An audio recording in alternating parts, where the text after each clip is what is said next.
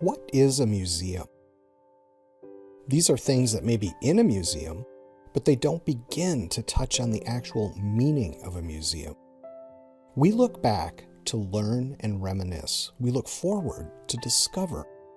In the past 8 months, COVID-19 has taught us to appreciate what we have, to look forward to discover new ways to thrive in this ever-changing world.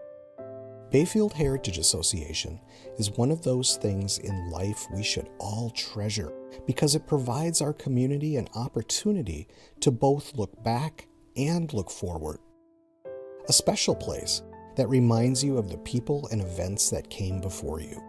A Sunday afternoon program that temporarily takes you out of your daily world and transports you to another time, a special time in the past, possibly a simpler time. For a moment, you are there, meeting the characters that formed our history, sharing those moments with friends and neighbors. So, what is a museum? What is BHA? It's people, it's community, it's connection with the past and present, it's an escape, it's an adventure, it's a reminder of how fleeting time is and how important it is to preserve our memories. Preserve them so we can learn from the past. Preserve them so we can be inspired by the brave souls that came before us. Be inspired to explore and create our own history. Funny how something as important as BHA is often taken for granted. After all, it'll always be there, right? Taken for granted until it's no longer there. Our physical museum was closed this season because of the global pandemic. We lost those Sunday afternoon escapes, lost the ability to take a moment from our day and stop by to browse the exhibits, lost the ability to gather with our friends and neighbors and share a laugh or conversation together. Take heart, the work has not stopped. Diligent volunteers are still working hard behind the scenes to continue archival work, to prepare for when we open again, to design new exhibit experiences for the future, to create virtual programming, and to make sure there is funding to support this important work, and find new ways to continue to build the sense of community BHA has inspired for decades. We are expanding partnerships with other organizations to combine resources and build bonds throughout the community. This year, we collaborated with the Bayfield Maritime Museum, Friends of the Apostle Islands, the Apostle Islands Historic Preservation Conservancy, the Rural Virtual Academy, and the National Park Service in celebrating the 50th anniversary of the Apostle Islands National Lakeshore. We have been exploring ways to bring history to the people, exploring ways to remain relevant in this ever-changing world, exploring ways to leverage technology to continue sharing the rich and diverse stories of the peninsula, exploring ways to bring the past alive, not just for local audiences, but for the world. Our virtual programs have met with great success. We are averaging 50 attendees per program, with one program topping 80. That's pretty incredible. Our experiment with Rural Virtual Academy had 75 students from all over the state attend a program presented by Bob Nelson on Lake Superior shipwrecks. Our online video collection, developed in the past 12 months, has garnered nearly 8,000 on-demand views. Let's take a look at some highlights from that video series. The railroad was here before you could get here by road. In that era that we're talking about, the only transportation you had was the lake and the railroad. There was no way that you could drive from Bayfield to Red Cliff or from Bayfield to Washburn and beyond. When the road between Bayfield and Washburn was made possible and cars and trucks were running, there was a lot less traffic for the railroad. David Borth did a book on the lumbering industries, and I think he had one of his books that chronologued this area. So here's what was. There was something before this, and now we got something after this. And what has changed since this all went out? I mean, we probably had 2 more changes after the railroad was taken out completely. 2 more changes in the lifestyle, the way Bayfield survives. Then he would load them up and take them to Washington. But we would start a fire in there on Friday morning to warm it up. H.J. had Railway Express and all that stuff, and he had a coal yard. H.J. would give the city the coal, and my dad would go down there with his car and fill up the little buckets and then take it up to the jail. The last one he had when we left here was a 40 Chevrolet. It's the 50th anniversary of the national park and the 50th anniversary of Earth Day. My father came here as a young boy in a Model T Ford driven by my grandfather. And the places that impacted him as a young boy became the places he sought to protect as a governor and United States senator. And I think the most important lesson for me is the incredible endurance he showed in working day in and day out to ensure that this magical place was protected for all time. There was a little boy from a little town with a really big dream, and that dream came true.